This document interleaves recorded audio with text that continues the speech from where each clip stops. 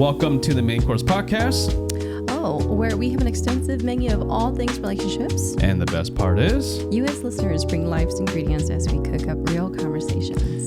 Well, join us for a bite. And, maybe you might get some tea as well. Possibly. Yeah. Thank you for tuning in to the podcast where we talk about all things relationships, things from taboo conversations to challenging spaces that we don't know how to navigate, all things relationships, because one of the things that I and the both of us, we really want to prioritize in this space comes from the gathering as well. 4 different elements that we want to really prioritize and really are the pillars of this podcast as well. Number 1 is authenticity. It's important that we come as we are. We don't come as anybody else. Somebody else is already taken. So please do not feel like you need to show up and be someone else other than yourself. Be you. You are enough and you are amazing. So be you. Number 2 is empowerment. We hope that in this space here, you feel empowered to talk about things that matter to you. When you share comments and you share reflections based on the topics, feel free to talk and speak. Don't feel like you need to be apologetic in any ways, but you can be able to speak from your own experience. And we hope you do speak from your own experience because that's important. Allowing your voice to be heard is going to be important in this space, and that allows you to be authentic. Number 3 is relationships. And that's exactly what this podcast is about, is we talk about all things relationships because relationship is the foundation of our functioning. Inevitable. Yes. And so when our relationships are not well, we're not going to feel well. I mean, quick example here. Let's say you get into a fight with your friends and things go south. Things go in the direction you don't want and it gets pretty sour and awkward. You're not going to feel good. When you go to school, you're not going to be able to focus. When you go to work, all you think about is, what did I do wrong? What did they do? Can this be repaired? It really affects the way you function and the way you show up. So we want to prioritize building healthy relationships. Last but not least, number 4 is growth. This is not a place where we hope that you come here and this is your final destination, but this is a stepping stone for you. So that when you come here, you take things away from the conversation to help you continue to grow, and it doesn't end here. Or share. Yeah. Share with people with someone as well. who needs it in any way. Yeah, exactly. Yep. So again, welcome to the Main Course podcast. Today's conversation will be about infidelity. So I'm actually just gonna pull up the question real quick here so that we have the question. Yes. I want to read the question exactly the way that it was worded from our listener. Yeah. So first of all, I want to say thank you to the listener for sharing this question. Having the courage. Yeah. Yep. When we ask for your questions and to be able to share this question, it's not easy to ask such a question because this is a topic that may be taboo in a lot of spaces. And to ask this kind of question that can go really deep and open up wounds that maybe haven't healed, can be challenging. And so we just want to say thank you. Thank you to the listener who sent in this question. And for all of you who want to send in questions, please do that as well. You can send the questions to TheMainCourse at dictumdose.com. We'll add that link later on. But here's the question. That'll be the framework of our conversation today. We're leaving the name anonymous, but I will read the question. The question says, how can you love your spouse without fearing of betrayal again? In other words, how can you love your spouse unconditionally after they have cheated on you? So 2 parts in this question here, but I think what's going to be important for us to be able to answer this question in the most, I would say, comprehensive way. Are we going to be able to answer everything? Probably not. But I think to answer this question, we need to take a few steps back, because to dive right into answering the question, we're gonna skip a lot of things that are really important. Things that to help us understand, how did this person even get to that point? How did they get to that point? How did the infidelity happen? Why did it happen? And then we can talk about, after things happen as a consequence, how do you work around this fear of feeling betrayed again? Or will I ever be able to love this person unconditionally after all? So to help us understand more, I think what's going to be important here is to talk about infidelity itself. I think the word infidelity has so many definitions depending on who you ask. So I think it's important for us to really just talk about, what does infidelity mean? I'm going to let you go first. I feel like I'm running out of breath with this opening. Do I want to tell you about my definition? I feel like maybe I am a little bit you can call it strained. I would consider infidelity when he would be involved with exotic dancers. Like that would cut me up, and I'll be like, you cheated. You saw another woman that was naked. Oh. You know, you were committed to me. And I would like, oh man, we would have arguments about this all the time. And, you know, it's like, oh, you need to be flexible because it's a guy's night out or it's a, you know, bachelor's party. Everyone's doing it, blah, blah, blah, blah. And I'll be like, I don't care. You're committed to me. This is infidelity. How dare you? And we'd be really upset about it. And it would cut me pretty deep into a point where I started to have really insecure thoughts that you're going to leave me, you're going to see something that you're going to love, you're going to want that you don't have. And then, you know, it just snowballed from that. That's like my bottom line. And that's just how I am, how I would define it. I think on a personal level, I'm going to define this a few different ways. I'm going to first define it how I see infidelity on a personal level. And then I will also define this more generally that may be applicable to a lot of people who may see it differently as well.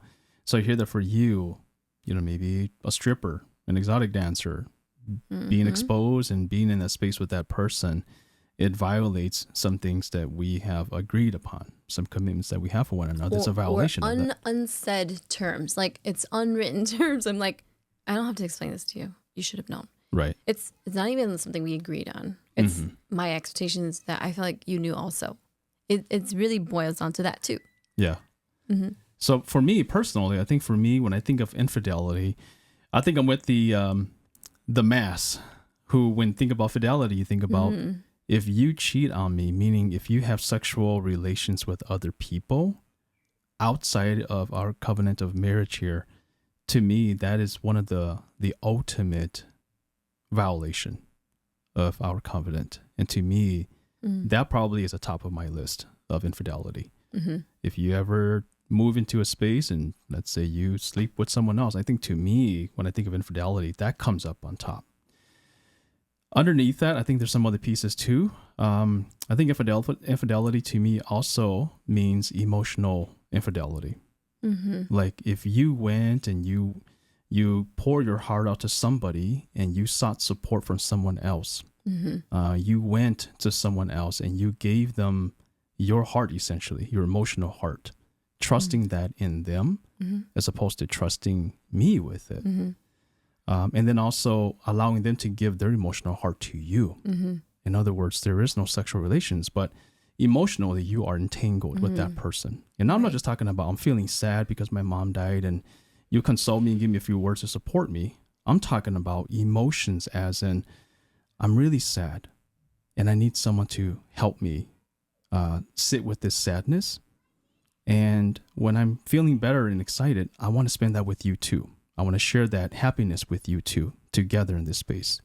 When I'm feeling like I need a shoulder to cry on, I'm going to come cry on your shoulder. So you're going to provide me with that emotional support per se. Interesting. So in other words, whenever there's some kind of emotional sort of turmoil that you experience, you go to that person and that person only. And you don't share any of that with me. In other words, again, the piece I'm talking about here is you've entangled yourself with another person emotionally and you give me nothing. I think to me, that is infidelity from the emotional sense. Interesting. Thoughts about that before I move on? I'm a little conflicted. How so? I'm conflicted by that. You know, we have a couple comments here I can go to, but I'll come back to my confliction overall. Let's see. Oh, she said hello from Michigan. You know, we are not staying warm at all. That's for sure.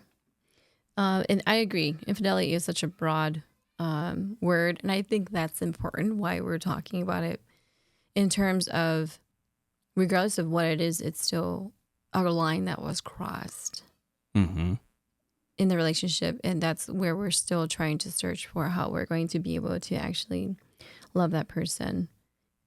So emotional cheating too. Yeah, there you go. Emotional cheating. Mao her was saying, Hello, Kelvin. 말해 할로몽 하. 요 할로몽 English. 하츠 하나 뜻이야. You 뭐냐 또 or anything like that. I don't know how you would explain the emotional cheating or emotional infidelity among if you want to get it.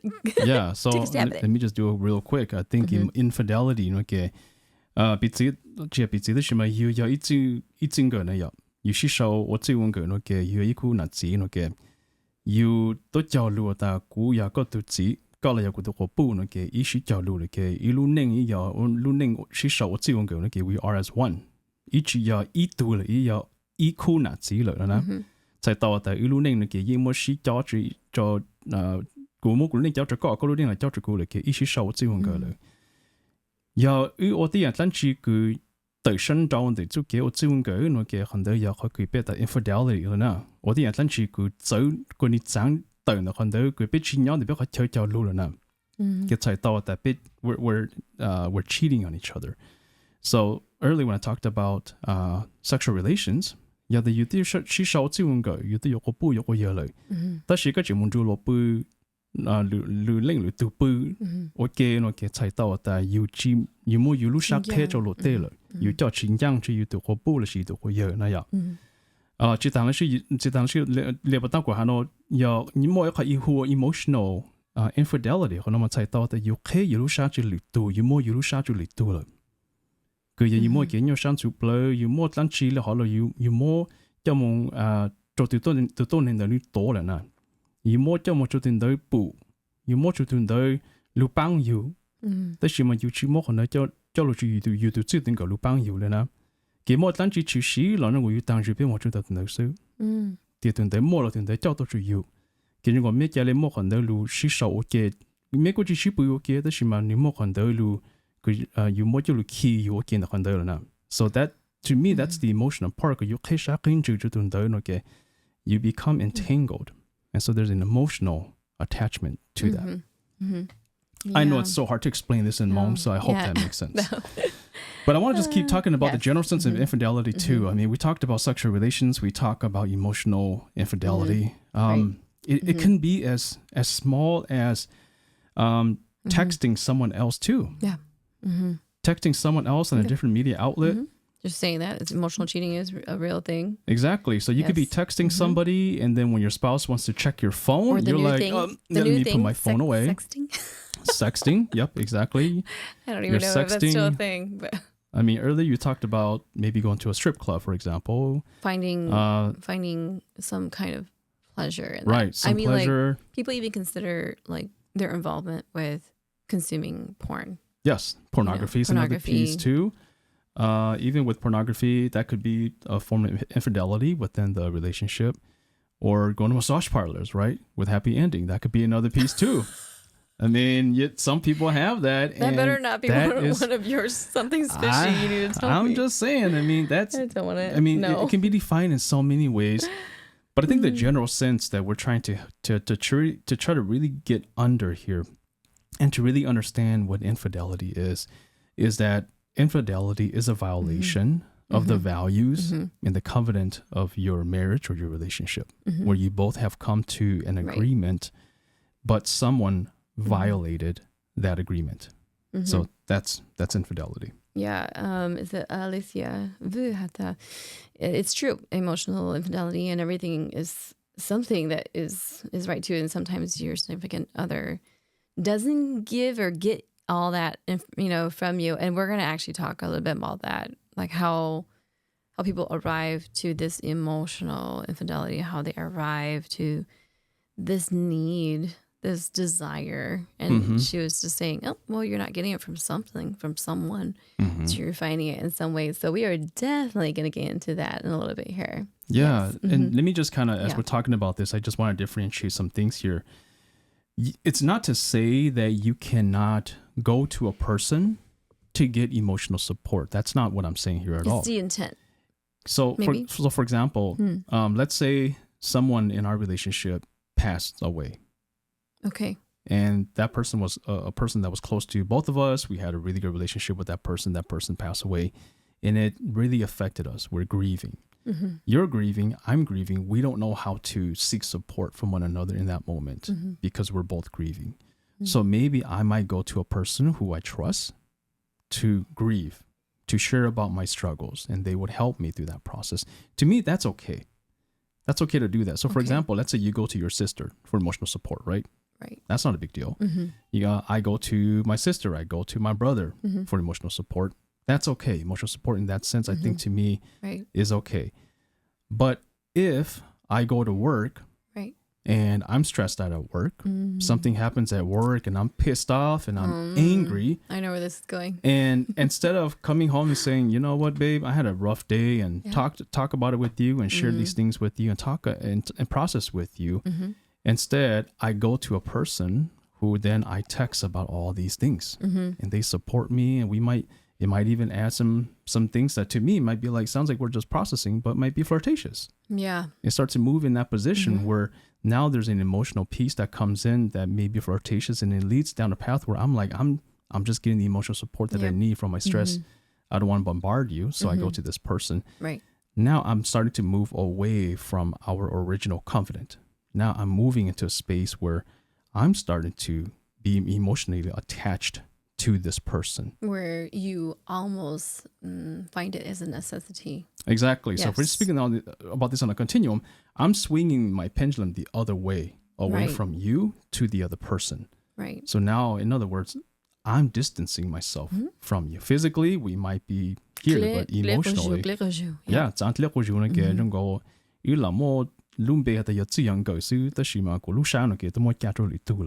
So I want just to differentiate that, so we don't think, oh, we can't go to anybody for emotional support. We talk about this all the time.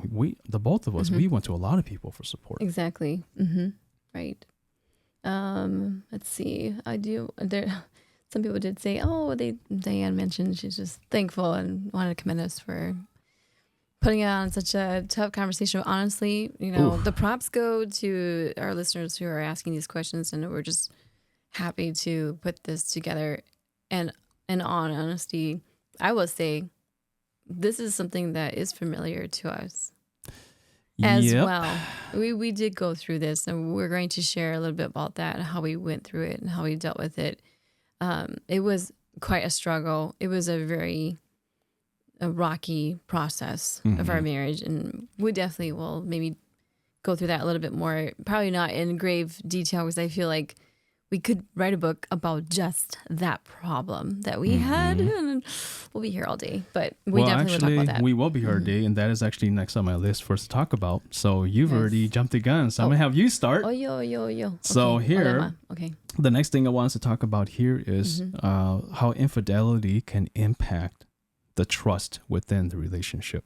Absolutely. So a couple questions that I have that we can both answer is, how does infidelity affect relationships and the people that are connected to them? So in other words, you brought up our relationship. Yes. How does infidelity affect our relationship and our connection to one another? In our experience, we actually had really, really young kids at the time when this incident happened. It was really more, what led to it was our schedules were pretty hectic, to a point where we really didn't see each other all the time. And then he would take care of the kids during the day. I would come home. We would basically just high five. And then I would take the kids at night, and then he would go to school. And so we didn't really have a relationship. And we were both still very stressed about work, stressed about the kids, whether they're sick, whether they're, not potty training, whatever it is, just the everyday hustle. And then his schooling with his schedule. And then that really impacted the way that we even could coexist together. So when I had an opportunity to have an outlet, I would confide in a coworker.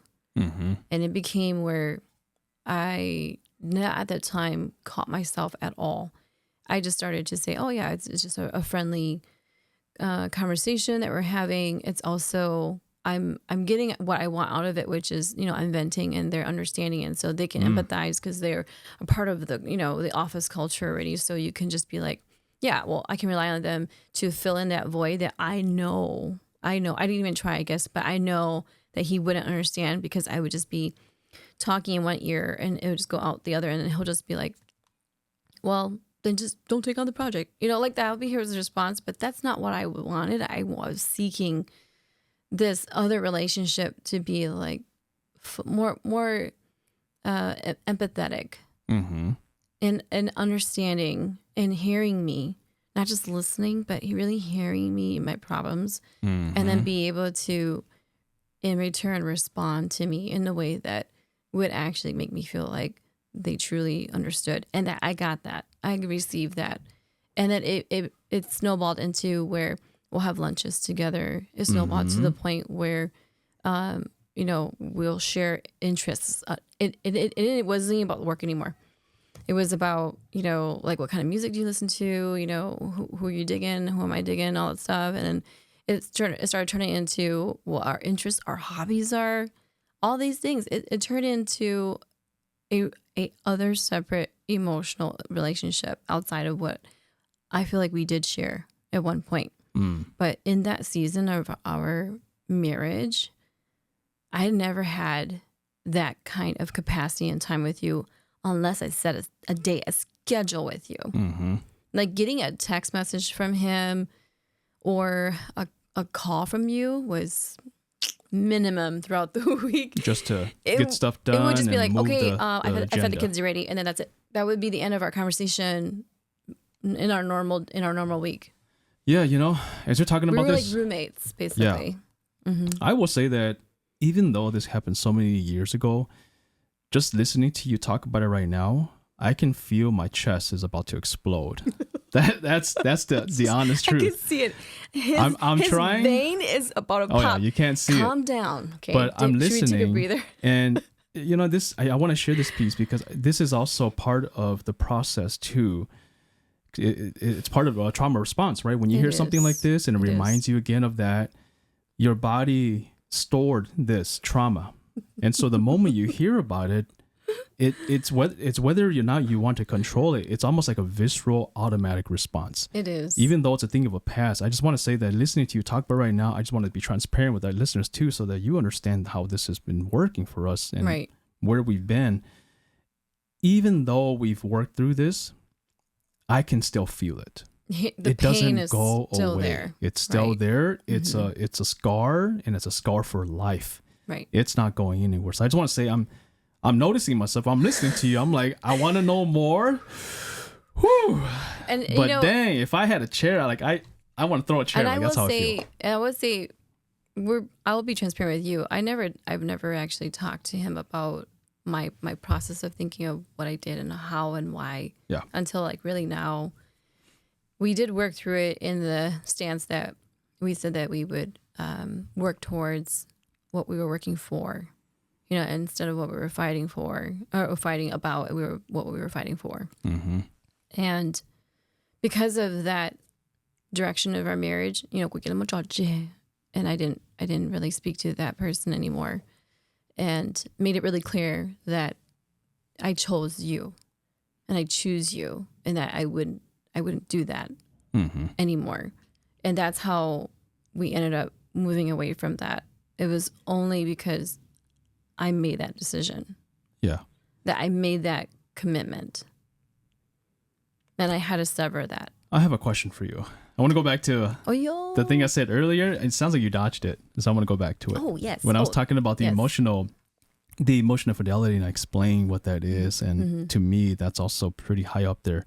And you said that you feel conflicted. I want to go back. What did you mean by I feel conflicted. I felt conflicted about the emotional infidelity only because is it emotional infidelity if you don't good side, but you bona? You know what I mean? Like, is it? I guess obviously that that person at the time was receiving it in knowing that I was already married and I have 4 kids. Right. But if that person was just in good faith, just trying to be a good person. You know what I mean? Is that really, I guess, is it really still? No. To me, is it really still emotional infidelity is what I'm saying, because they're in good faith saying, I hear you, I understand you, haha, funny. Yeah. So that's why let's move on with this topic. That's why or whatever, I clarified earlier that there has to be an entanglement with the relationship. There has where to there's be a reciprocation okay, that's of the what I was gonna emotional say. piece. Because Okay. here, let me give you an example. So your example, your case, I'm gonna use your case. When you were talking about that guy, and you went to him for support. Yep. And you went to seek emotional support. You said eventually it seemed like it wasn't that anymore. No. You started having lunch together. Yep. You started enjoying some hobbies together. Texting. Yep. I would find you texting and I'm like, what is going on? Sometimes I you literally would hide was it. like, let's go to a concert together. Exactly. I would be like, it got to that point where I wanted to hang out. Yes. So that's the point that I'm trying to say here is if he said, no, I don't want to do that. And that's not what I want to do. Okay. Or, I mean, if he's really a good friend of yours and you're like, we share something together and I know this person too, this person knows me, and you both decided you want to have lunch together because you're at work and you want to grab lunch. Fine, not a big deal. But you just said something really important where you're like, you started to do things not about what it is that you initially went there for. You went to go for support, but eventually it was more than that. It started to become more of hobbies. We're doing things together. We're eating out. We're texting. That's where the line is crossed.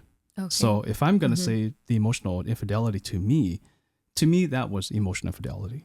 It got to a point where I agree that I'm grabbing and I'm like, I see your phone. I'm like, what is going on with these texts? And I'm just like, it's just a joke. Exactly. I would be like, right. We're just joking about it. I just want to say I need to take a breath. I feel like I need to hit somebody. But again, this is just the response that you will experience when you talk about these things, and we just want to be raw and honest. I want to be raw. We have and not honest. had previous conversations about this. No, this is organic right now. We haven't talked about, what our response would be to this question. We never have a pre-discussion about these things because it would kind of ruin the actual conversations that we would have for you all. And we do want to be transparent about that as well.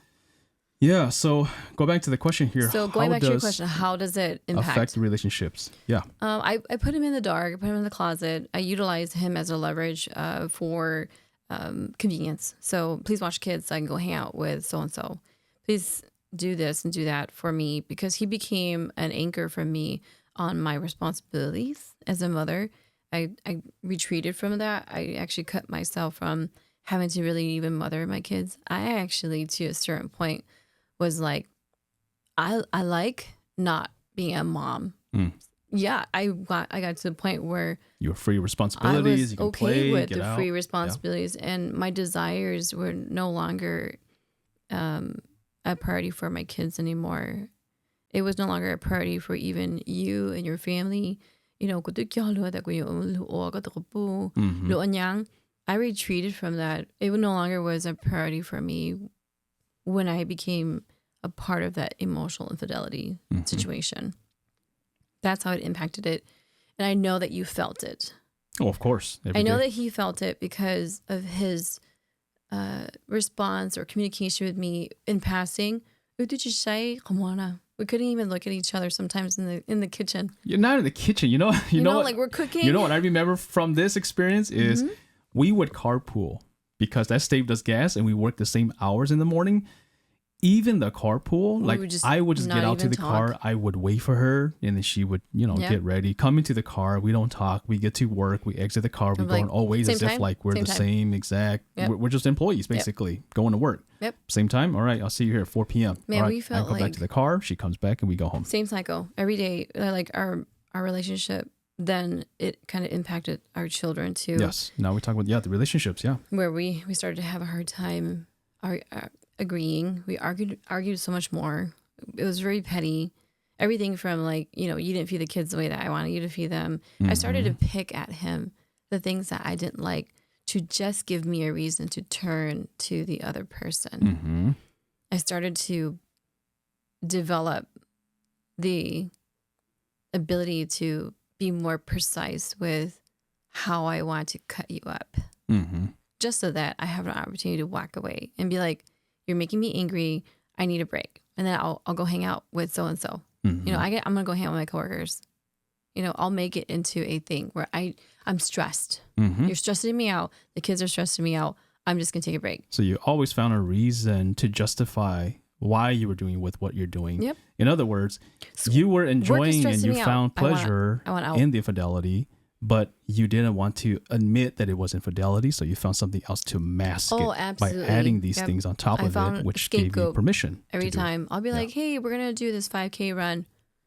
Of course, that person is doing it too. Who runs 5Ks? Come on now. That person's doing it too, and I just wanted to hang out with that person, right? Yep. It was like that, and at the time, you know, you didn't want to admit it. You just didn't want to give into it because you don't. Also, you just like you know who you're with. You don't want to be a bad mother. You don't want to be a bad wife. You don't want to be the name. I was walking that line, and at that time, I was pretty closed off to even my siblings, to my sisters. Nobody ever knew any of this. No one's ever known, actually, even up until this point. Yeah. I kept it to myself just because I'm like, I didn't do anything wrong. That's the next point we're gonna move into here. Is what I felt like it happened. But before we move into the next part, I mean, I'm gonna note that because we're gonna move into that. But you know, I think another piece I want to talk about here too is just the question itself. You know, what relationships were affected as a result of the infidelity part? The relationships we talked about here is our relationship in the marriage. You talked about your relationship with your family. You disconnected because of whatever reason, maybe shame, maybe you don't want to talk about it for whatever reason. So that relationship seems to be more distant. Right. The relationship you mentioned with your kids, with our kids, that got more distant too, because now you feel like you don't want to take on any more responsibility. Right. You want to move away from that role. So what impact did they have on the kids? Well, the kids didn't have a mother. Right. The kids only had the mother who gave them food or gave them money, and that was it. Was there any emotional connection? No, there wasn't. So I'm going to explain things from my perspective, the person on the receiving end. How did that impact my relationship, and how did that impact me as a husband? It may want to kill you every day. Yes, I want to kill you every single day. These kind words.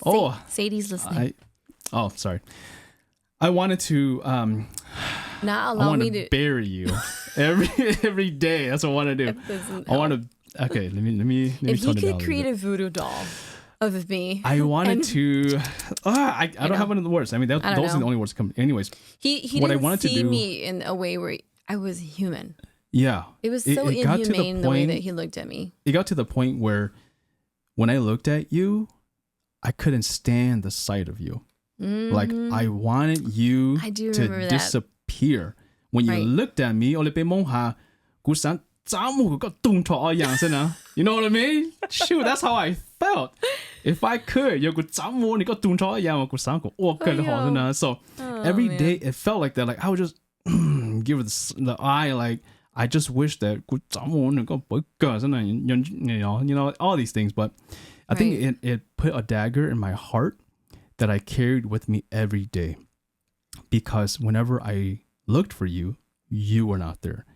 I needed emotional support, but you were not there. Right. I was pouring my own emotion and the support into the kids and raising the kids and doing all that I could. Yes. And I looked and I'm like, where's this mother who agreed to take care of these kids? How come I'm doing a large part of it while this person goes out and does whatever, goes on 5K runs, travels, and do all these things. And mind you, everybody, we're still doing Christmas cards. We're and we still, we put in a fake smile. Yeah, and that's the thing too. There's a facade, and we're like, let's do a photo shoot still. Oh yeah. You know what? It's like crazy, like living in this like very dichotomy of a lifestyle where obviously you're having this emotional infidelity, but on the other side it would be like, what's the theme of the birthday party for our daughter? There were still like things like that, but it was just to keep it up so that, I could continue to have a outlet to this other emotional infidelity. I just had to go back. Okay, let me just go back to it, and then let me finish some of the things that I just kind of have to do, as a checklist. It was like that. So I don't even think anyone ever really knew. Yeah. I mean, like I said earlier, there's so many things that covered it that made it seem like it wasn't what it was. I mean, it was there. I see it. You probably know it too, but I think what you were doing was you were finding ways to cover it so that it justified your action, so that no one would look at it from the negative view and say, why are you doing these things? Why aren't you doing what you're supposed to be doing in your marriage? So I think that's important. I would be remiss if we only talked about her as if like she's the bad person. So I'm gonna take ownership and say I too play a role in this, in that I also did some things that I was not very proud of either. Right. And that's it. Let's move on to the next stuff. That is not fair. You need to talk about it. Excuse me? I'm kidding. I'm kidding. I would, like I said, I would be remiss if I didn't. So that's what happened between her and her situation. Me, on the other hand, I think there's a reason why she described her infidelity and her definition of infidelity the way that she did, because when I wasn't receiving what I was expecting from her, which was the emotional support, we weren't having sexual relations at that time. We were more further apart. I think I was like 8 months pregnant. Yeah. I mean, not much was happening in the bedroom, basically. In general, we were so disconnected. Yeah, we're disconnected emotionally, even physically. We didn't really touch much. And to me, affection's a big thing. And so when she touches my hand, I might be a tough looking guy that kids are so afraid of. But when she touches my hand, I feel like I crumble. I feel like I can fall in her arms. And that wasn't there. Again, things weren't happening in the bedroom. And it just felt like she was just my enemy all the time. Always my enemy. And so I never felt like I could go to her for anything. I didn't feel like I could go to you for anything, in fact. So when we would go out and there'd be people who want me, I think that was something that I really wanted, was your desire of me. I really wanted you to desire me and me only. Because that's what we agreed on. But when I noticed that you were not giving me that desire, but in fact, you were giving that to someone else, like that heart was starting to be delivered to someone else to take care of, and I no longer had that. I think to me, that's what hurt me the most. When I said the dagger in my heart, it was that. So whenever I would go out and someone would desire me, it fulfilled something that was a void that you were not there to fill. At least you didn't care to fill. Because you saw my pain, you saw my hurt, but you left me there bleeding. So when someone came and they put a Band-Aid on me, I'm like, that feels good. And so it could be going out, going to the strip club, whatever that is. It felt nice that someone actually wanted me. Somebody actually desired me, and someone actually, I mean, same words you said, they heard me. They heard me when I talked to them, they listened, and they gave in to me. They gave me pretty much themselves. And to me, that felt, that was what I wanted, was if we're going to be in marriage, I want you to give yourself to me, and I want to give myself to you completely, that we can immerse ourselves in one another. So when that was absent, that's what drew me to turn these to different other outlets. So these things that gave me that fulfillment, that's what I wanted. And so did I think much about, is this wrong? Of course I did. I thought about it, but I think what happened was, now as I'm thinking back, the pain outweighed the part where I'm like, this is wrong. I think the pain outweighed it, so much that when this was fulfilled, it felt so much better that I almost couldn't care less about this being wrong. I just wanted this pain to subside. And so this desire from other people made me feel alive. I felt worthy again. And I think it was the same thing even at home, because what do you mean? I didn't receive that emotional connection from you. So when I was down, when I was stressed, I didn't even come back to you to receive that emotional. So when people, if you all are wondering, like, where does it even begin? Is it the egg? Is it the hen? Like, what's happening here? Because is it me or is it you? It was both of us. Oh yeah, both. We for sure. both contributed to this emotional infidelity, because we didn't already set, I would say, more clear, is it boundaries, or what is it? Why and how did we end up there, and how to prevent it is probably what the first thing is everyone is going to be thinking. Like, how do we prevent this? Like, how do we not allow this to happen in our marriage or in our relationships or my future relationships? How do we do that? To be quite honest with you, I don't really know if there's a way to prevent it outside of just being truly honest. Yeah. Out of just truly being transparent and honest with your spouse. Like, it will just save your marriage, save your relationship, the honesty, which is crazy because It's so hard for people to be honest with each other. I couldn't even come home to you and say, hey, I feel like we're distancing. I couldn't even say those words. Oh, yeah. Even though we were best friends. Well, I think the reason why you couldn't say it, and I also couldn't say it, was because at that time, I didn't want to hear it from you. I think you can speak for your experience, but for me, I didn't want to hear from you. If anything, if you were to say something to me, then that means you are now taking away my joy, my pleasure. So now I don't have a reason to go get that somewhere else anymore. Because now I have to put more work into something that was so, I mean, there's so much resentment in it that I don't want to work on it anymore. Why would I go from here to back to this? If I can just keep you here and you continue to pay for the bills, I don't care. That's all that matters at this point. And then we can keep smiling on these Christmas cards and send out Christmas pictures to people.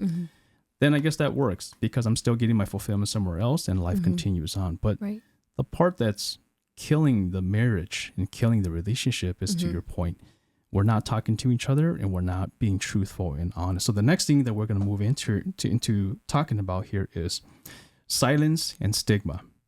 So we talked about understanding infidelity. How do we define it? What does that mean? What does that look like? So we're talking about the impact the infidelity has on the relationship and the trust that we may have in one another. Now we're going to move into talking about the silence and the stigma part. You talked about how you didn't share this with your sister at all. Nobody knew about it. You covered it. You masked it so that you can continue to do it so that no one will find out that this was happening. I actually didn't talk to anybody at all. I didn't share this with any of my brothers. I didn't share with any of my friends. I did it behind the scene. And so nobody knew about it.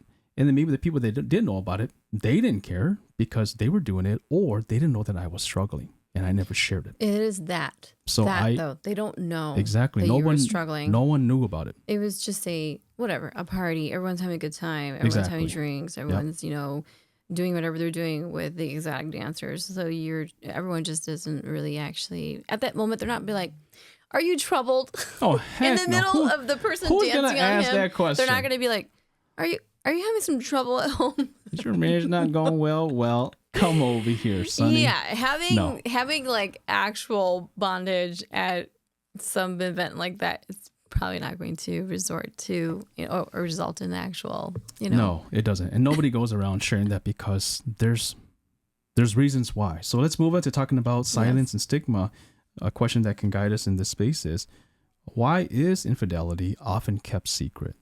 And how can open conversations help those who are struggling with infidelity? So do you mean that in the form of just saying it out loud to like your own friends in general, or is it a cultural piece? Like it could be both, but not saying it. Yeah, it could be both. But let's. I mean, I know this is a two-part question put into one, but let's go with the first one here. Why is infidelity often kept a secret? Why is it that we don't share with anybody?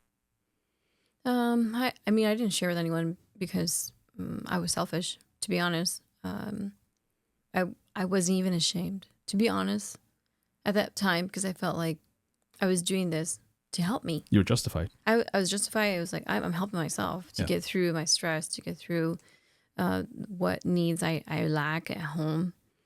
That was the reason why I wasn't sharing it. And then when you started to actually feel the guilt set in and that warm wash of shame, finally, when you get to that point, that tipping point where you're just like, you want to hang out with them, you're like, oh, I'm doing something wrong. Now I do feel ashamed, and to that point, or now your kids become of age and they're learning. They learn behavior. They learn of certain behaviors, or they're keen on understanding. Mom and Dad, there's something wrong with your faces. You guys aren't happy at home anymore. Like they start to question and start to ask certain things. It started to really impact their growth and their development, the way that we were acting. And that's when I would stop, but I wouldn't talk about it. I didn't want anyone to, I don't think it's pity, but I didn't want anyone to start to pry and try to solicit, solutions. How come? I think that's an important piece. How come? I don't think I had any trust in folks or anyone at that time in my life. Honestly, I felt like it would be information that would be used against me Mm. by like saying, see, we always knew, or whatever it is, We knew you were going to do this. yeah, we knew you were that kind of It's just person, or whenever. see, whatever, Hmong people be like, oh yeah, she was going to bring dishonor to your family. We always knew it, or whatever it is. People have this fear of, and so you didn't want to provide people that validation.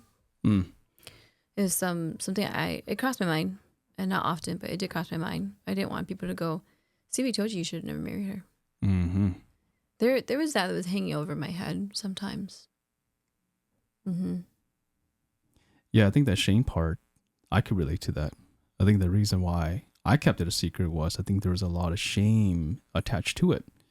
To your point of sharing with people and have people judge me, I think I felt like sharing this with people, they wouldn't understand why I did what I did. Mm-hmm. Next to that too is I don't think I had the capacity, nor did I want to, have to explain myself to people. Mm-hmm. I didn't want to explain how things got to where it was because that took too much effort. I've already wasted so much effort getting to this point that I didn't have the capacity to continue to explain to people how I got to it. And then, similar to you, then have people give me solutions that I don't want to hear because I'm enjoying this pleasure that I get and I want to stay here. But I also know that there's a lot of shame there too. Mm-hmm. That if this got out to people and they heard that I was doing this, I'm a married man, I have kids, I also go to church, I play on the worship team. So I think that was a big part too, was that I didn't want people to know that I was doing these things. If anything, it was more or of even that a our hush, marriage hush. was struggling. Marriage was struggling. We didn't We're want not anyone to seeking know. help. We're doing these things. I know you're doing this. I'm doing it. If people found that we're married, we have a family, we're doing these things, how much shame would come to us first? How much shame would come to our kids? How much shame would come to our parents? How much shame would come to our families? Culturally, everything. Everybody, pretty much if the world found out, the moment they hear about it, everybody now knows. We have Facebook, we have all these social media outlets that can move information pretty quick. Pretty much everybody knows about it. So to me, keeping it a secret was protection, not just for the people, but it protected my shame. And it kept me in a place where I was able to still get fulfillment to combat this pain that I was experiencing. So, so how can being open help those who are struggling with this is the next part of this question. Noticing that we keep it a secret and we have reasons, but how can being open about it, like you mentioned earlier, had we just been honest with each other, how can this help? Well, I'll say this, when it finally set into me that I was definitely steering away from my initial, goal of just being distressed and feeling better about whatever the situation was, when it started to set in that I'm doing something wrong, I did finally confide in someone, and the first thing they said to me was, well, what is it that you're seeking in that relationship that you can't have at home? And is it sustainable? Is there something else that's wrong at home that's making you do the things that you're doing? And they didn't even understand or know what was going on at home, but it did force me to take a step back and be honest with what was happening at home. We were running at 100 miles per hour with all of our kids, with goals at work, with promotions, whatever it is, with goals with school and whatnot. I never stopped to step back and just assess, are we okay? I never did that. Mm-hmm. And I don't think you did either. I did, actually. I have a pretty good example. Oh, of course you do. Well, I'm saying that I didn't do that. And until someone was like, maybe you should take a step back and just slow down. Because I was starting to find all the reasons to validate my actions. Mm-hmm. And at that time, this person was like, maybe just take a wider scope of how did you arrive to this situation? Why do you feel guilty? Versus when you didn't feel guilty. Take a wider scope of it. And then I did take a step back and looked at our situation through a different lens. Yeah, I think for me, I think I was. Well, not. I think again, I was open. I do have an example to share with you. You probably will remember. Do share. You will remember it the share. moment I ask you. Please. But let share. me just share about how I got to that point. I was keeping this a secret. Nobody knew about it. Like I didn't share with anybody. I didn't share it with you. I didn't talk to my family, my friends, nobody. Okay. I was the only person who held this information. How I got to that place where I finally asked you something was actually school. So when I was in my counseling program, we went through a lot of different things. When we learned about trauma, we learned about having conversations, we learned about relationships. So throughout school, I'm hearing these examples and these vignettes. I'm like, holy crap, this is, I'm not using it. I'm the living vignette. And I'm like, wow, if I had a client like this, what would I tell my client? What would I tell my patient to do in this situation? Or how would I guide them? And it was exactly this: is the only way to fix a marriage or to help a marriage grow is to have an open conversation, is to talk to somebody, is to process and to explore some of these issues, and then think about whether or not you want to work on it. Do you want to work on it, or is this not worth it? And then make your decision there, as opposed to keeping it in the dark and not really talking about it at all, pretending like it's not there, but deep down inside we're rotting. And it got to the point where I'm like, dang it, I need to do something about it, because I can't keep doing this. Yes. I think my shame started to eat me up from the inside. So yes, that brings me to my question for you. That's I remember I asked you this question. We were actually in bed. We were in bed, and I'm pretty sure we were in bed. You like never remember. Oh, I know, right? Because you know our kids' No, I don't, because I see, this is the part where I trust you to understand that part. Oh my But goodness. I remember we were in bed, and then I asked you this question. When I say it, you'll probably remember. Okay, let me close my eyes. The question, we were laying in bed, and then I think we both were feeling it. We knew that we're in bed, we're laying next to each other, we're cuddling. But we also knew that even though we were cuddling, emotionally we were distant. And we knew that there was something off, but we were performing anyways as if we were a couple. My question to you at that time was, I looked at you, and then you're in front of me. You were looking away. We were facing the same direction. And then I just said, am I still your Superman? I do remember that. I asked you that question. I said, am I still your Superman? And I paused.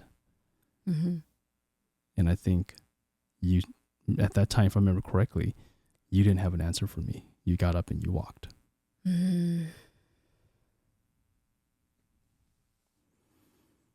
That was your beginning of an open conversation? Yeah. I think for me, that was when I was the most vulnerable and able to dive into something that I've been avoiding, to ask you that question. I want to say that I walked away because there was probably a lot of shame, and I needed to process what I was doing. You know, you asking that question, and then me going, I'm being faced with the reality of it. I do remember that. I think that was a turning point for the listeners. I need to take a breath first. I'm feeling it. Me too. I think that was a turning point. It was. As I'm talking about it, I'm reminded of all the emotions that came after that. Because I remember after asking you that question and you didn't respond and you walked away, I felt my gut just drop. I remember it dropped, and I felt my heart almost as if like it stopped. Right. Like I felt like this might be it. I think I was cycling so many questions of, this is the end of my marriage right now. She walked because sounds like I'm not the Superman anymore in your life, and someone else took on that role already. I remember feeling my stomach drop, my heart almost stopped. And then I had to really just knock myself out of that space. I mean, that's how I coped before, was I wanted to cry, I wanted to scream, I wanted to yell, but I also didn't want to be perceived as this angry man, angry person. So I knocked myself out of it. You know what? Forget it. It's nothing. No big deal. Let me go back to my original space where none of this bothered me, that I can cover this shame. So I went back to that. But I just remember after that, man, our relationship got really rough. That's where we started to throw around the idea that we should separate. Yeah, that's when so talk about not talking about the issues at all to now having conversations. Now we started talking and having conversations, but the conversations were more bickering now. Me telling you, this is what you're not doing. You're now telling me this is what you're not doing. We came with our lists. And here's the reason why I'm doing this. Now that you know that I'm doing this, either you do this or I'm going to go do this. So now it became the ammunition part that last time we talked about in pre-launch. Now we have ammunitions. Instead of hearing each other and understanding and saying, how can we support one another? Now we hear it and we found ways to even justify our actions even more because of the pain that we weren't able to sit with. Right. And have conversations from that place with each other. It was like Battleship.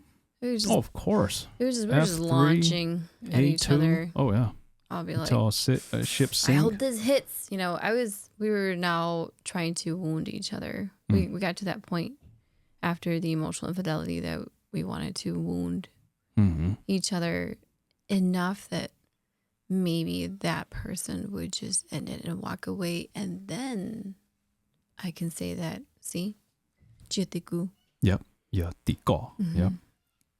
That's how we ended up there. You know, I'm going to tell you this because as we're talking about this, I remember I got so mad at you, but I couldn't even be mad at you. It was so weird. This is a very weird experience. Let me just tell you how it happened.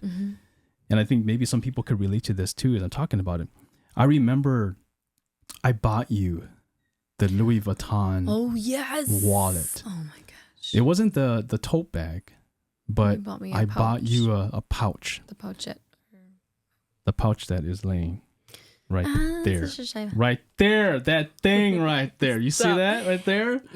But I felt like you bought it out of, is it transgressions or what is it? Like you bought it out of. Let me explain it and you can tell me how you. I thought it was almost like a buy gift. Like. Yeah. No, I bought it. I bought it for. A parting gift. I think for me, when I bought it, you. No, actually, it wasn't that at all. When I bought it, here's let me think back to it. I think when I bought you, what were you even thinking walking in there at that time? Like, how are you processing this? No, okay, so let me explain before I lose it. Okay, so I think when I went in to buy that pouch for you, in my mind, before, like I mentioned, I already felt like this was like the last string. Like we were hanging by a thread. And I'm like, I feel like I'm no longer your Superman. How do I reclaim that position again? Yes. To be your Superman again. So I think that was where I was operating from. It's that position of how do I reclaim that position that I lost?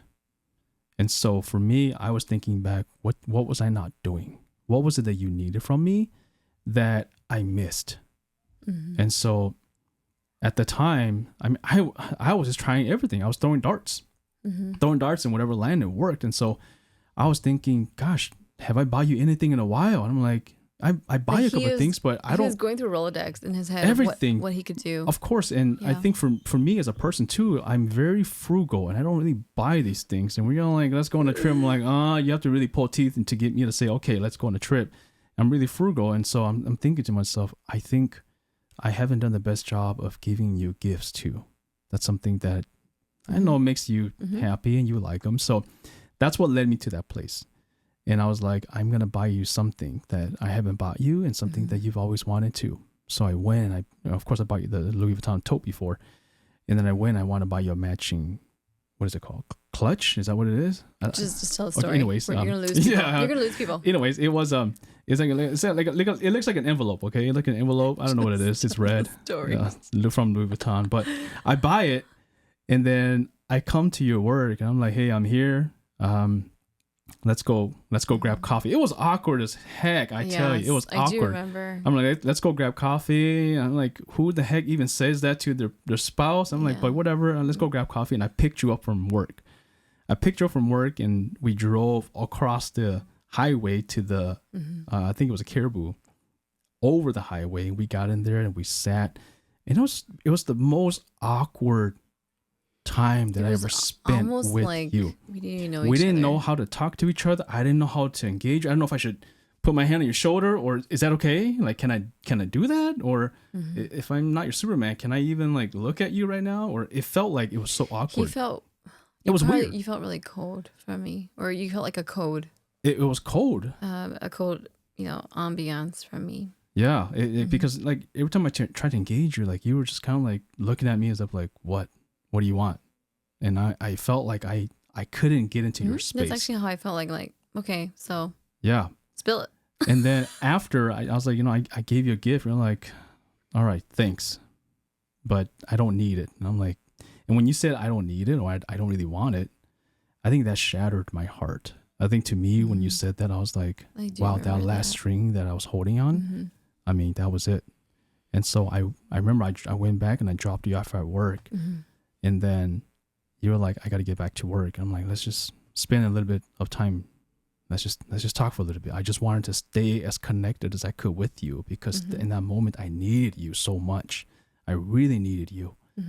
And I remember you're like, I got to get to work. And you opened the door and you didn't even look back. Like I'm looking at you and you just shut the door and you walk off. I was already checked out of our marriage at that time. Oh yeah. When you walked off and you were checked out, I just remember my foot was on the brake, but I don't know what happened.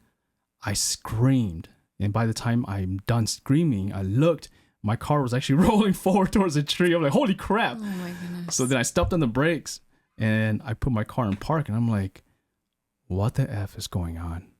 Right. What is going on right now? That moment, I think it was that day moving forward.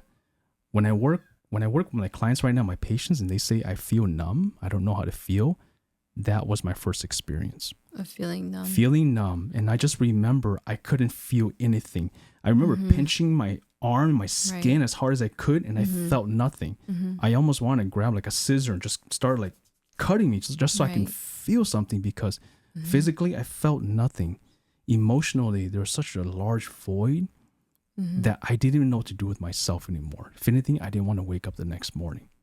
That was the turning point for me. I'm going to stop there because I'm noticing my heart is just beating like crazy right now.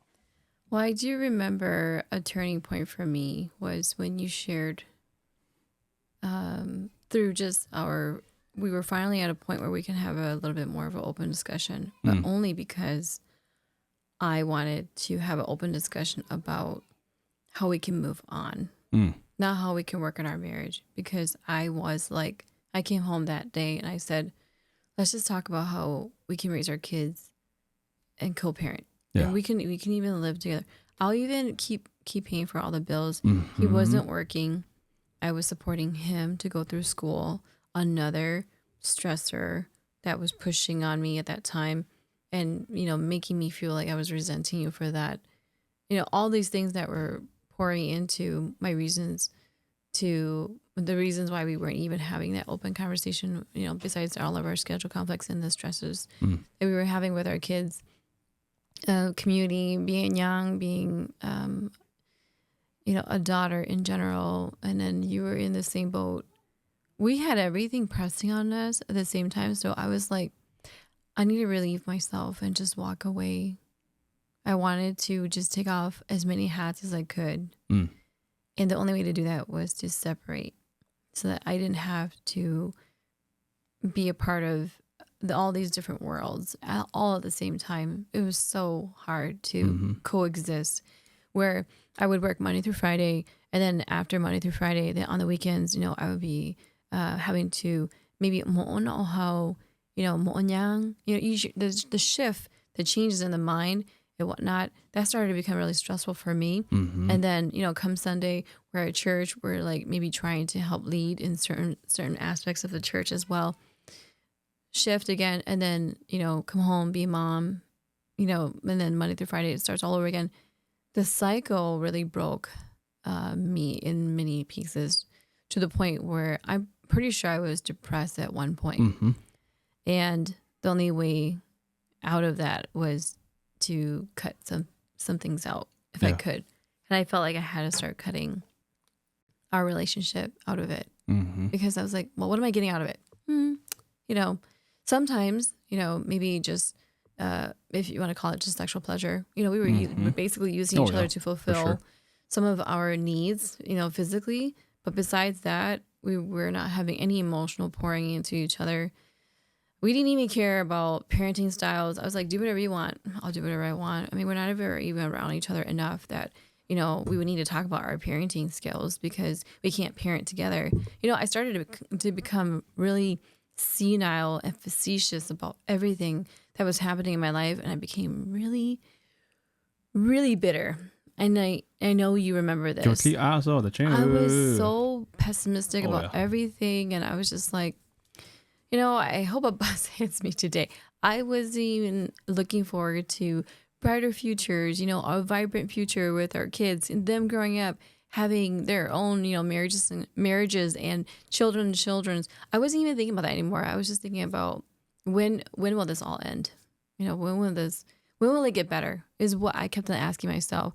And I do remember you saying to me at one point when we started to have the conversation that you were just at the point where you cared so much, but you also didn't care enough that there were days where you're just like, I don't even want to live anymore. Mm-hmm. Where you actually said that to me, and that actually finally broke my heart. That I could push you to that limit. Because I still loved you as a person. I don't want you to die. And you didn't want me to die. We didn't hate each other. I mean, some days. Okay, some days. But for the most part, I wanted just to coexist with you. I didn't want to be in this marriage and be tied to you and be a part of all these other titles that came along with it. It was so stressful. But when we finally had that conversation, you're like, I really just want to perish some days, but I feel like if I did, then I don't know who would love our children. And that really, really broke my heart.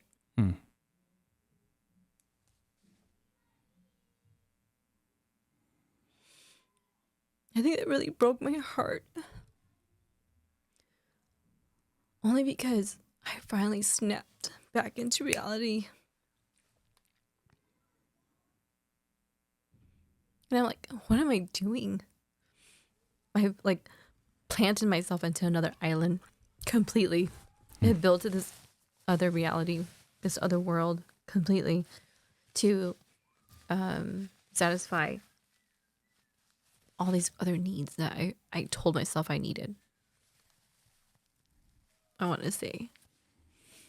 And I thought it was like, I'm walking away from you. I was walking away from 4 kids.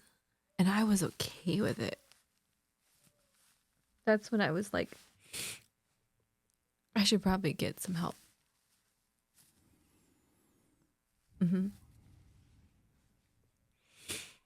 I believe that's when I finally was like, I'm literally burying another life.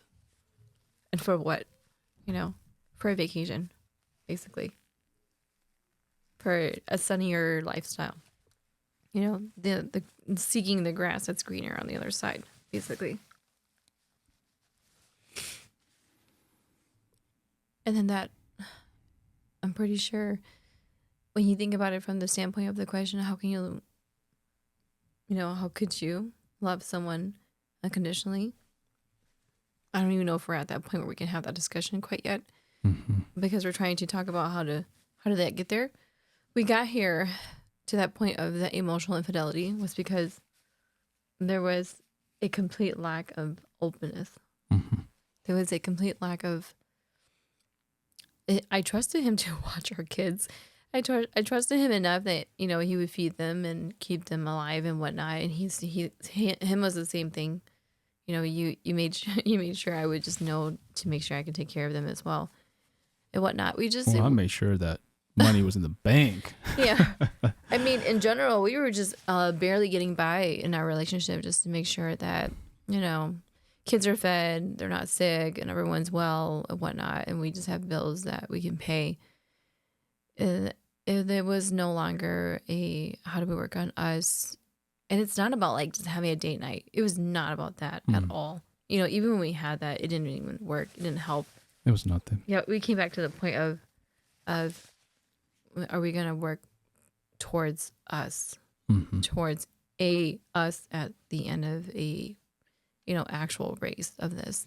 Yeah. Let's take a deep breath. I feel like we need it. I need it. Do you want to go to some comments? I think that'd be helpful. We went through a lot. Let's pause it for a second. Let's go through some comments. Segment, yeah. Oh my gosh. Yeah. And it would be great to just hear some of the things that you all were talking about. So I think earlier you were talking about, what is it? What is infidelity? Some people are still talking about involvement with anything or anyone. People are talking about it from the standpoint of drug use, drug abuse. Is that infidelity?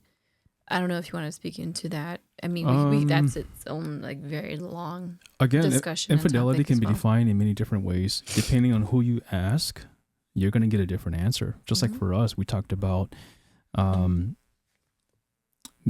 physical affection with another person outside of a marriage is infidelity. Emotional infidelity, that's another piece that's big for us. But someone else might say watching pornography is infidelity.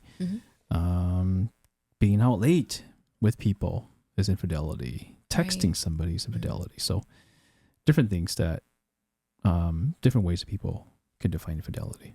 It is. I would say that, but for this discussion in itself, it's maybe even a wider scope of a question of how do you love someone unconditionally? Unconditionally. Yeah, I think that's going to move us into the question itself now is, well, before we go there, let me just quickly go back to the stigma part. I feel like we touched on it, but I want to just highlight that again. We talked a lot about the silence piece where we didn't want anybody to know. But I think another part too is the stigma of us not having a great marriage that we promised people, that all those Christmas cards that we send out to people, when they find out that it was all fake, I mean, there's so much shame underneath that. And so I think that really reinforced this idea of keeping this a secret, which really hurt us in the long run. Right. Until we were able to say, let's be more open. I want to share something about myself too, as we move here before we go to the next part is, I think for me, the reason why I was also hurting so much, I said this before too, and I'll say it again, was it hurt me so much and I was in so much pain and so much confusion and resentment towards you and myself, because I think there's a cultural piece here too that I want to highlight. And that is, there's a cultural expectation that I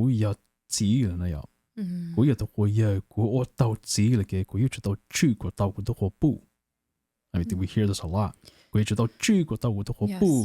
I'm not using the word cone as if like I'm, controlling you, but at least like meaning, I think when I hear that, it's more of how do I have this conversation with you, and not just do whatever you want, but at least say, hey, you know what you're doing is hurting us. And I couldn't do that. I think that was what was hurting me the most, is that I couldn't do that because I think I myself was doing it. And if I'm already doing that, I couldn't say it to you because that would make me a hypocrite. So I was like, I don't know how to have this conversation. And not only that, I hated myself because as a man, I couldn't do these things. I couldn't I couldn't have this conversation with you. I wanted to divorce you, but I couldn't do it. And so I think that was starting to really eat me up in the inside, that as a man, why can't I do this? Why can't I just be a man, throw you away, find me a new wife? And I think that was really starting to eat me up in the inside to the point where I'm like, I just want to disappear because I'm in a position where I feel helpless. I feel hopeless. I can't talk to anybody. I don't want to talk to anybody. And so it was a hard space to be in. So I just want to share that part there, in addition to what we've been talking about. But I think the next part here, this is where we're going to start answering the question that we had earlier. I'm going to repeat that question again here for us. The question here for the podcast that was sent in from the listener is, how can you love your spouse without fearing of betrayal again? We've had our series of betrayal. So how can we love our spouse again without fearing of betrayal again? In other words, how can you love your spouse unconditionally after they have cheated on you? I want to just say that in this example that we gave with one another, I think we did cheat on each other. We definitely according did. To our terms. We definitely did cheat on each other because the infidelity was very far off on intentions of anything out of good faith. Yeah. Mm-hmm. So moving into the next part of this conversation is we're going to be talking about healing and growth. How do we heal and grow from this experience? And we're going to answer this question from... There's actually a question that relates right into that. If you Is that wanted right? to go Okay. into that. Nunu, actually, I believe she has a question here. She was talking about, would you say that, what we went through, it had something to do with us having differences and not seeing one another emotionally. Life happened, and there's schedules that pulled us apart. Yes, we did. We kind of speak to that. Mm-hmm. There was a lot of that, but there was also fundamental things that we will talk about a little bit that we didn't do very well either. How did you both overcome this and learn to forgive each other? How do you not use ammunition to destroy each other? Right.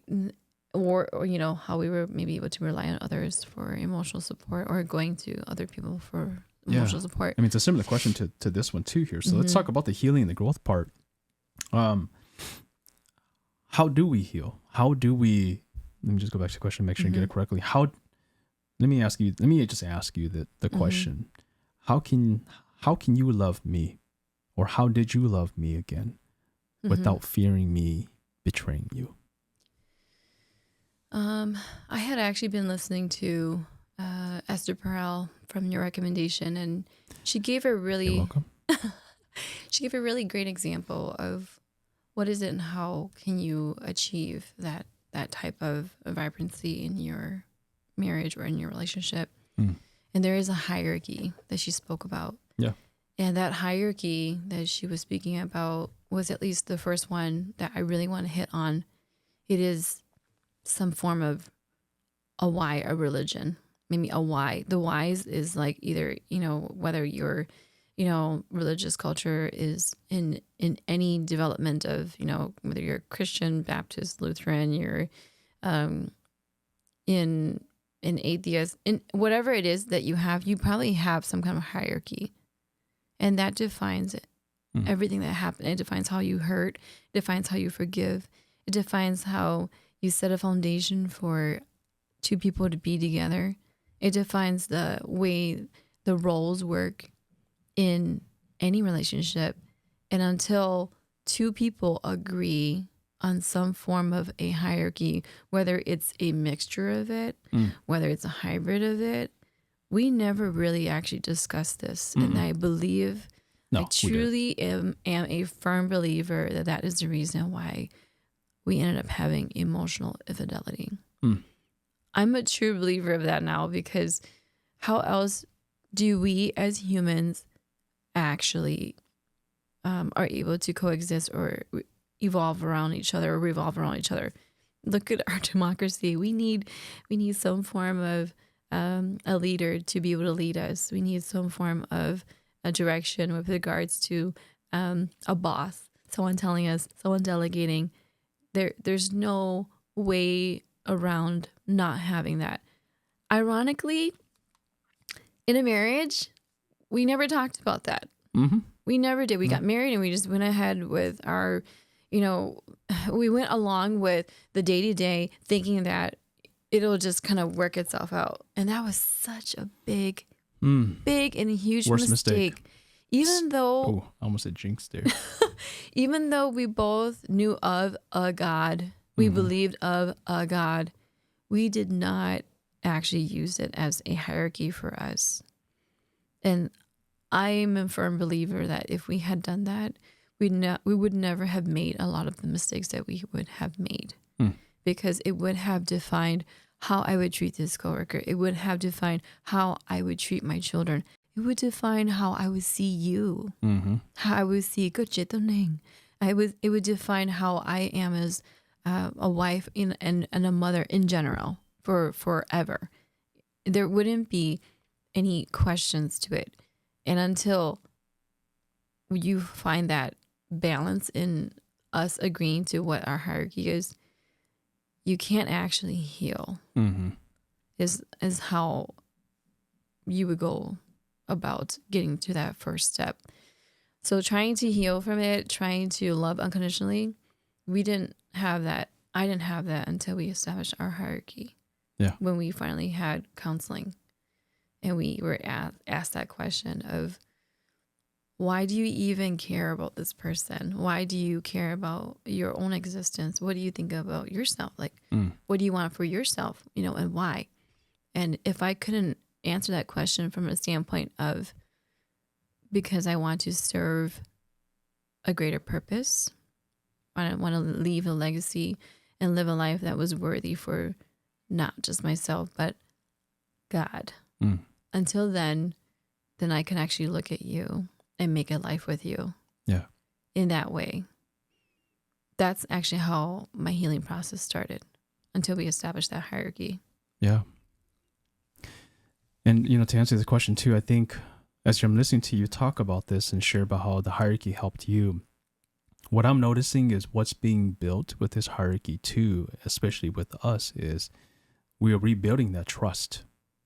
This question is asking about, how do I love you again without fearing that you're going to betray me? Yes. How do I love you again without feeling like if I give you that purse, that Louis Vuitton purse, you're not going to say I don't want it, and I'm going to not know what to do with myself? How do I trust that I put my hand on you, that you're not going to go stop touching me? That there's going to be contempt, there's going to be criticism. I mean, these are the four horsemen, or the four horses of the apocalypse by, oh my gosh, Gottman. Gottman talks about four things. Contempt kills a marriage. Criticism kills a marriage. Defensiveness and stonewalling. These four things. And so how do I do this without fearing that you're going to stonewall me, not talk to me and just walk off and close the door? How do I engage in this relationship again that you're not going to criticize me? Well, you don't do this. How do I engage in this conversation with you where you don't defend yourself and say, well, and then how do I engage in this conversation with you and not feel like you're going to say, I don't like you. Yes. I disapprove of you and what you do. So I think the part I'm hearing is trust, and I agree with that. I think what had to happen for us in order to rekindle this marriage was rebuild that trust. Not just trusting that you're going to take care of the kids, not just trusting that the second week of the month that the money's going to hit the bank, that we're not going to be behind the bills, not just trusting those pieces, but trusting that if I hand you my heart, that you're not going to drop it on the floor and stomp on it, that you would carefully nurture it, protect it, and take care of it. So I think that had to happen. And speaking of the trust part, I think this varies for a lot of people. A lot of people do this differently. Some people talk about it. Some people use religion to help them rebuild that trust. Some people just outline their values. What are important things in this marriage that we need to be on the same page about? What are some principles that we need to follow? What are some boundaries that we need to talk about that we set to protect this covenant that we have? And we stick to it. Whatever that means. If that means now that we're married, you're not going to the club anymore. Now that we're married, you're not going to go out and have late night dinners with your coworkers anymore because you have kids at home. So talk about these things and you can establish that. So there's different ways you can come about doing this, but the ultimate thing that we're looking at here is trust. How do we build this trust again, that we can rely on each other when I'm not feeling great? I can put my shoulder on you, trusting that you don't have a dagger ready to slit my throat, or vice versa. So people can do it differently, but I think for us, what I realize, at least for me, is last time we talked in the pre-launch, I talked about Ephesians 5. I didn't dive into Ephesians 5, what that meant. So I'm going to take a short moment here to talk about that. Oh, let me just move this here. Let me take a quick moment here just to dive into that a little more so that if anybody who subscribes to this can think about this from this point too, at least from the man's perspective. Ephesians 5 talks about how we have different roles that we play as husband and wives. This is a very triggering verse in the Bible for a lot of people. And that verse is, as a woman, as a wife, you are to submit to your husband. I think just hearing that word, you are to submit to your husband, triggers a lot of emotions for people. Some people might be like, heck no, I ain't submitting nothing. He ain't submitting to me. Forget it. I don't want to be this submissive person. But the Bible says you must submit to your husband. That's the role that you play. And then we reverse that. And we also see that Christ Jesus loves the church, raises the church, nurtures the church, does everything for the church. And so as Jesus is the husband in this metaphor, the church is the bride. So as a husband, if you're submitting yourself to me, I'm supposed to love you. I'm supposed to take care of you, to protect you, in that way. and do all those things for you as if Christ did it for the church as well. But that wasn't the kicker for me. The kicker in Ephesians 5 is, in moving on with scripture too, is it's not so much that Jesus loved the church, protected the church, nurtured the church. It's the fact that Jesus died for the church. And I think for me, the question was, if you submit yourself to me as my wife, as a husband, am I ready to nurture, protect you, love you? Am I willing to die for you? And I think when that kicked in, I'm like, yeah, I would do anything. I would die for you. I would die to be your Superman again. And I think that's the scriptural part that started the foundation of this again, for us at least. Right. Where we're on the same page again. We know what roles we play. If you submit to me, I'm not here to take advantage of you. Because if I take advantage of you, I'm not doing my role as Christ. Christ is not going to take advantage of the church. Christ is there to love, protect, nurture the church. Christ died for the church. I will die to protect you and the kids. I would jump in front of a bullet for all of you. And so when I finally realized that, I'm like, I know what I need to do. And if we both play that it was role, the same for me. If we both play that role, then I can trust that you would fulfill your role, and you can trust that I can fulfill my role. And then what happens? We start to see it unfold, where you started doing what you need to do at home with the kids and work. I started to do what I need to do at home and kids and with work. And eventually I didn't need to worry that you were going to have another Superman. You weren't going to worry that I'm going to go out, hang out with the guys and do whatever. But we know that we now have parameters around to protect the covenant of our marriage, that we're not going to violate this. But another piece that came out of it, I think the conversations and the healing aspect allowed us to be more open with our conversations. Like if you're going to do something and I'm like, no, that's going to violate our covenant. Yeah. I'm more willing to say, no, you're not doing that. Same thing with you. You're more willing to say, yeah, you're not going to do that either. But we didn't really get there until we established what is the foundation, what's the fundamentals for us that would help us build this framework. We didn't have a framework in our marriage at all. It was kind of just, well, we'll just build a plane as we fly it. It's okay. You know, it doesn't really matter. But we really needed to figure out there really actually is somewhat of a destination, you know, where we want it to be. Nobody wants their plane to crash. Oh, heck, no. You know, no one wants their plane to crash. Go home. But we were not at all trying to establish a fundamental way of being able to be pilot and co-pilot, or pilot and co-pilot, whatever, which way. We weren't trying to work together to figure out, you know, how our marriage would manifest its appropriate roles at all. And anyone can argue the fact, oh, well, you don't really need, you know, a map for marriage because there's no way to actually know where it's going to go. True. But you still need tools. You need to equip yourself. You need to better prepare yourself for the obstacles that are to come, because you don't even know where your marriage is going to hit any roadblocks or detours and whatnot. Because you don't know, you can only be all the more equipped. But we were very ill-equipped. No, if anything, we were a couple ammunitions. We were very ill-equipped, and it was because we didn't really establish that.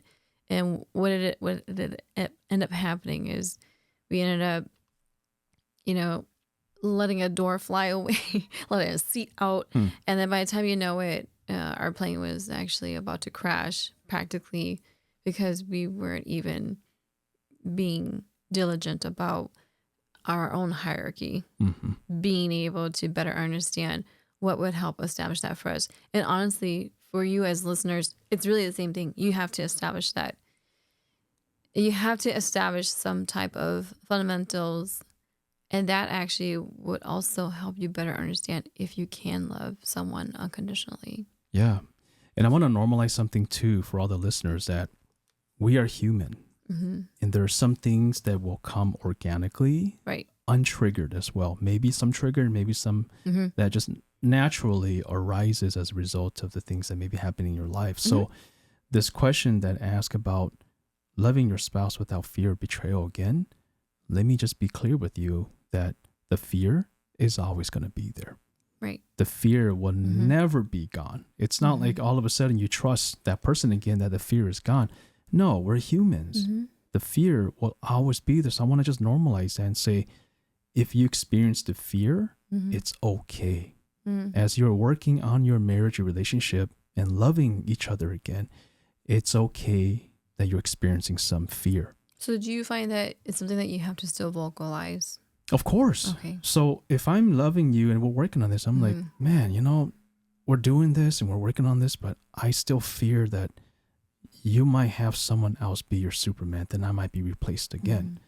If I don't verbalize that to you and you don't know about it, I'm against sitting in secrecy. Right. We're not fulfilling this covenant that we have anymore. Imagine if I told you that I'm working on this and I see that we're growing and I'm still noticing I have this fear. And your response to me is, I know. And I'm here with you. How good I would feel when you say those words that I hear you and I'm here. I'm not going anywhere. That would be so reassuring for me that my fear can exist, but I know that you're there to support me. Right. But had I never shared with you, I carry this fear by myself. Now I feel like I'm in secrecy again, in the dark again. I'm not healing. Then I'm not the growing. cycle begins Exactly. again. So that builds trust. That builds communication. That builds the dialogue again for us to be able to have these conversations. So I just want to normalize that it's okay if you're experiencing fear. It's natural. It's not a one and done. It took us a long time to get to a point where we do have an open conversation about everything. Well, everything and anything. But we went from not sharing anything with each other, which is, if you tuned into our pre-launch, we were best friends and, we knew everything about each other. And then the dynamics changed instantly as soon as we got married and we were living together, or I was living with him and his family. And that dynamic really changed our marriage, or at least our relationship. And then it poured into the unfortunate events in our marriage, because we went from friends, and at that time, fundamentally, we don't have to really share in hierarchy. I do, but I don't really have to share in a hierarchy with you. We can agree to disagree and then be on our separate ways and be like, peace, see you at school, whatever. But in a marriage, you really have to have that fundamental partnership, so that, like, I've heard before, it's like, if we're going to walk on this tightrope, it'll be, okay, if you take a step back, then I'll take a step forward. And if I take a step back, then you're going to take a step forward. We didn't even think about that at all. I'll be like, okay, I'm going to jump through this net. And if, I'm over here like, let me know what happened. Yes, if you fall, well, sorry. I'm going to go explore this side of the world. We didn't really have that established at all. And I truly believe that if we would have been better about it, and people say this all the time, to have maybe some type of marriage counseling before you get married, or couples counseling before you get married. Yeah, it could be some benefits to it, because you discover certain things about each other. And I can see the benefits of that, of having this pre-counseling conversation about each other. And we did have one, but it was so brief that we didn't really establish that there was still a nudge for us to figure out what we want fundamentally, but we didn't take it to heart. No. You didn't take it to heart, and then we ended up having these issues. So to wrap this conversation up, I'm just going to finish up this conversation with the second part of this question that was sent by the listener. That is, in other words, how can you love your spouse unconditionally after they have cheated on you?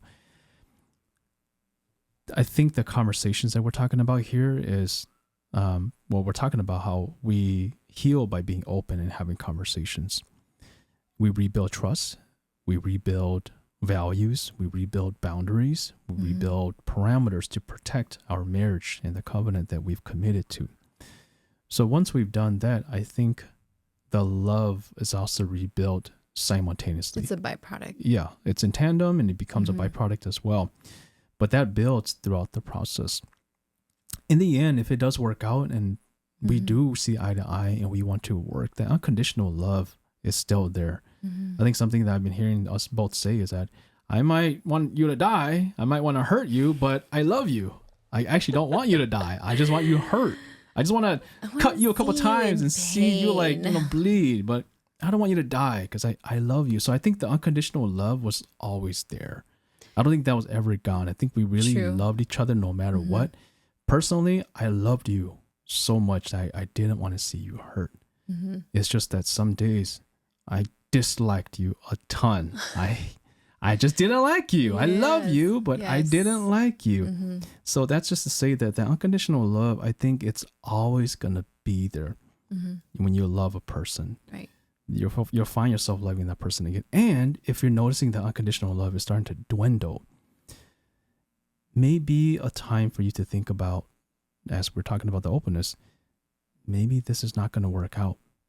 Mm. Maybe this relationship, after we explore all these values, all these principles, once you put in the hierarchy you're talking about, maybe we find out that I really don't want what you want. Yes. And you find out you really don't want what I want. Mm-hmm. And so perhaps the best thing for the both of us to keep whatever unconditional love, if that is still there, is for us to part before that's gone.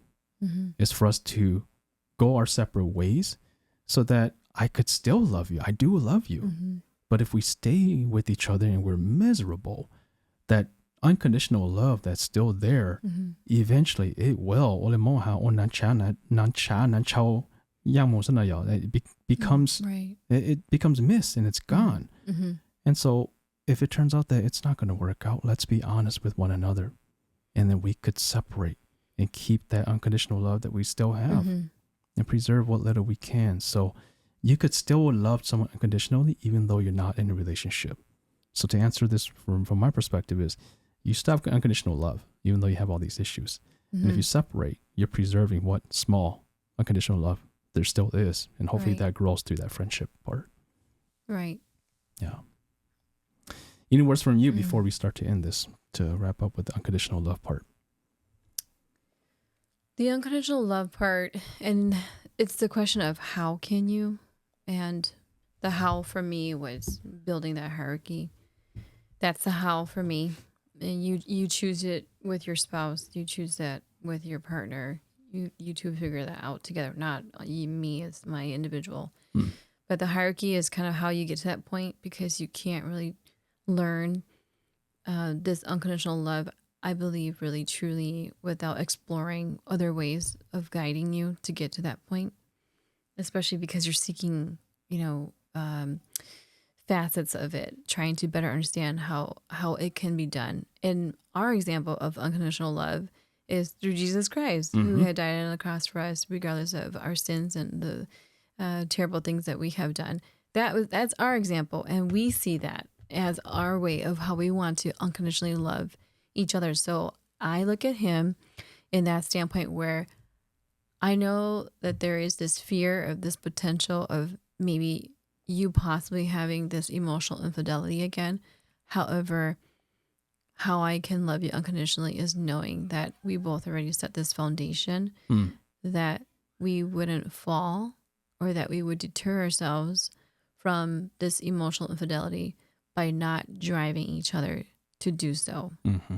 Because, you'll have a small percentage of people who just are emotionally involved in infidelity and just can't help but have this vigor of drive and thrive and being able to cheat. There's that group of population people that can't be helped because it becomes something that is systemic, and it's maybe through other means of issues that they are dealing with themselves. I think it can be helped. It's a different kind of help. It's a different kind of help. What, from a standpoint of whether it's, their outward expression of what they're suffering through their own traumatic experiences, and they're using infidelity as an outlet. There's that small population of people, but for what can be helped in our relationship, how I can also love someone unconditionally is to ensure that I do the work of not driving this person, my partner, to not resort to it. Mm. What is it that I could do to ensure that I can provide what it is in our relationship that we have set together in order for this to not happen? And that came to everything that we had talked about today, the open conversations, the ability to ask the hard questions like, why do you do that? It hurts our family. Do you know that it's impacting our relationship with our children? Being able to have those conversations that we didn't ask before, because we'll be like, I don't need to ask him because he should know. You know, that it was that kind of attitude that I would have. Help at all. He should have known. I shouldn't have to explain this to him. Is the attitude that I would have instead of loving at him and say, you know that I love you so much that what you're doing is hurting our relationship, and I don't want to see us drift apart. I don't want to see us fall apart. What is it that I can do to help you come back into this relationship full-hearted? Yeah. Those are the questions that I never asked myself before. But once I had established that hierarchy and being able to establish my own fundamental values together, our shared values, we didn't have shared values when we were first married. No, I don't think so. We didn't establish shared values until after we had our issues. And I'm a true believer that once you do have these fundamentals down, the factor of the how, it comes with less fears. Yeah. Mm-hmm. I would say and that. as I'm listening to you talk, I also want to share with the guys too who are listening that, guys, it's okay to tell your spouse that you don't know. And it's okay to say, you know what, I'm a dummy. I really don't know. So help me understand. To your point earlier when you're talking about like, you assume things that I should know things. Mm-hmm. And I just want to say to the guys too, that it's okay to just say to your spouse, I'm a dummy. I really don't know. Tell me. Right. And explain it. As a spouse, on the receiving end, help the person. Right. We want each other to grow. We're not here to criticize and grill each other. Again, those four horses of the apocalypse, one of them is criticism. Right. Criticism eventually turns to contempt. Mm-hmm. When you are contemptuous in your relationship, that becomes the dagger. Mm-hmm. That becomes resentment, and your relationship is now close to dissolving. So, yes. All right. We're going to wrap it up here, and we'll go to the comments. There's so many comments. We're going to go read a couple before we go into our next segment. But I want to just say thank you all for tuning in. Thank you all for listening. I know we dove into so many different areas. And instead of like, really sitting in one, we went through a lot. And the reason why we did that is because we want to give you a really good understanding of how did people get to that position, into that space, and what went through their mind, at least for us, went through our minds, leading us to doing the things that we did. And then how do we come out on the other side victorious? And so I know it was a longer segment talking about those things, and I hope that this answers the question as well that the listener sent in. Again, thank you for saying the question. What a great question that led us to such a fruitful conversation that I hope that all the listeners took something away from this. So